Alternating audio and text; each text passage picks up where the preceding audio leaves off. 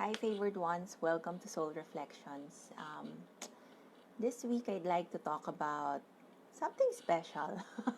Well, every week naman, meron talaga mga learnings na very special. But, this week, I felt that I broke a, a ceiling that I have created on my own.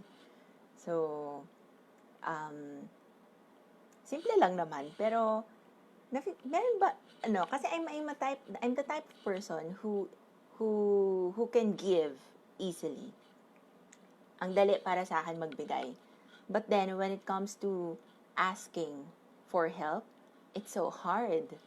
And it's not just about asking for love or asking for certain needs, but even the most simple things.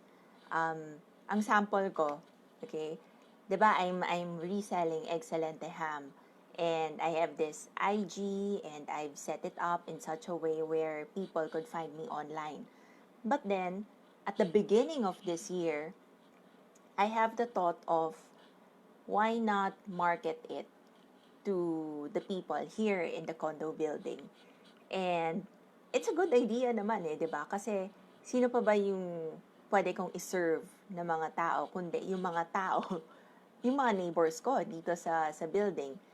But then it took me such a long time to actually call admin and ask admin if it's okay to give flyers or um, a price list to the unit owners or to those who are living in this condo. It took me, 6 months? So, ganun katagal. And this week, something just gave. I called admin and asked permission if okay lang na gawin yon. Although sabi naman ng admin, they'll ask the board if it's okay. But then that's already one step, right? So that's me taking a step in terms of asking for help from my community. And it felt really good. It felt really good to do it. Whether they say yes or no, it doesn't really matter. What's important is that I made the step in asking for help. And you know what I realized?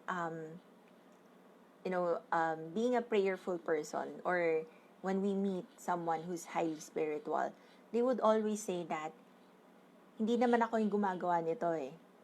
I'm just an instrument. It's always God. It's always God who's working through me.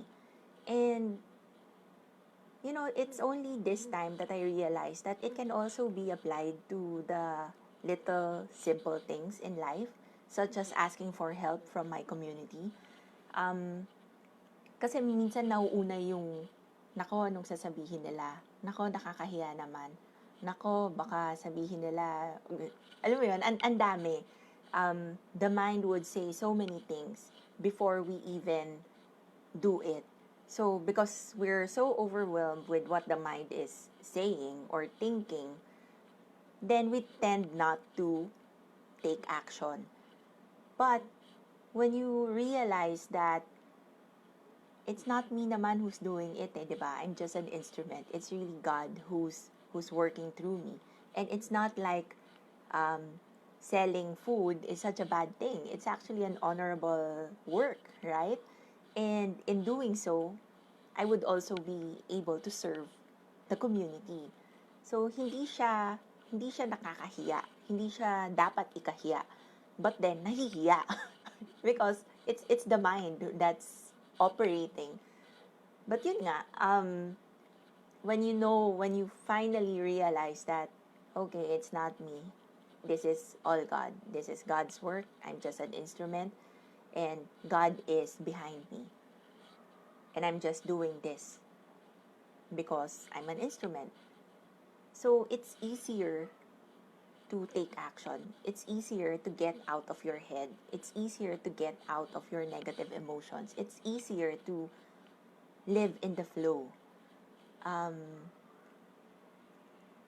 not sure if some of you could, I'm not sure if you could understand what I'm saying, but kasi diba when we're praying, it's so easy to be just be so theoretical and conceptual. But then it's difficult for us to really embody what we're actually praying for.